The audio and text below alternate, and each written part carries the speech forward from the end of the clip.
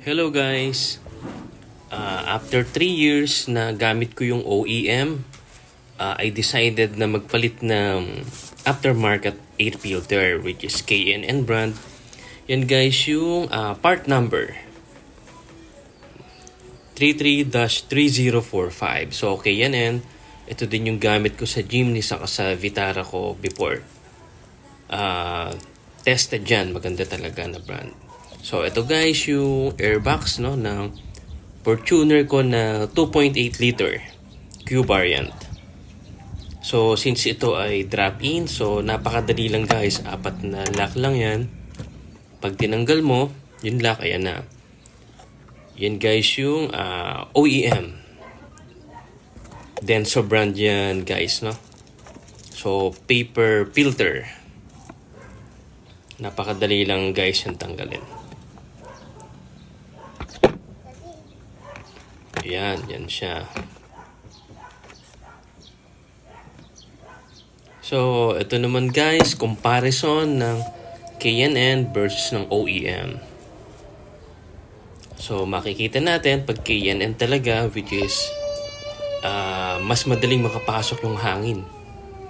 Pero, mas madaling makapasok, pero still mas mapipilter niya yung mga alikabok compare dito sa OEM. So OEM kasi, kung makikita nyo, since siya na paper filter, mas mahirap talaga makapasok ang hangin sa ganyan. Yan guys, so tingnan nyo. Mas masinsin siya, no?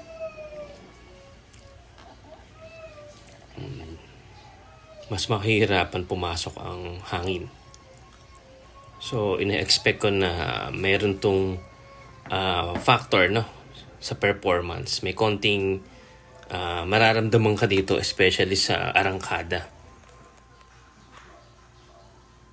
Yan guys ang K&N natin, no?